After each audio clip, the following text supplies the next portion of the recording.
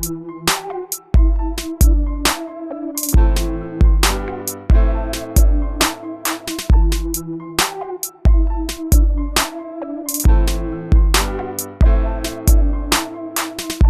live ku Projan Media TV yonna gy'osinziira tukwebaza okubanga ku mukutu kwoli social media lumu ejja tutta naye abawagizi bwa mwana mulenzi Eddie Kenzo bavuddeyo ne babaako ensonga gye batuukiriza mu lwatu era ne circulatinga ku social media nga emu ku nsonga eno waliwo ekifaananyi kya mwana muwala Rema Namakula. Ekifaananyi ekyo yadde akuba dansi mu ddiiro ne musajja mukulu Dr. Hamza kotadde n'omwana omuwala oyo amanyiddwa nga Amal. Kati mwekyo ekifaananyi wabaddewo screen yabadde emabega, so ne kiba nga kigambibwa nti Rema screen eyo efaananira ddala eyali mu maka ga Kenzo esseguku.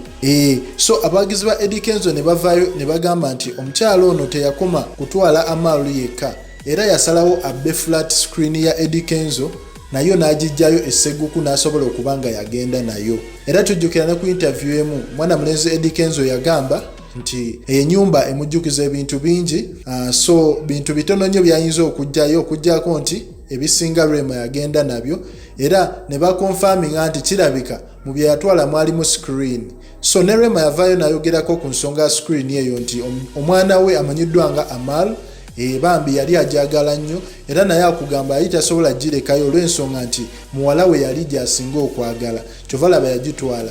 Naye olunaku olw'ejjo kyagizuuse nti screen yeri wali ku kisenge ekya Dr. Hamza anange abantu ku social media bayinza okutta naye nga ku Projan Media TV commenting nga like nga subscribing nga ffe tukuwa mawulire gafa ku social media n'ebigenda mu maaso mu ggwanga.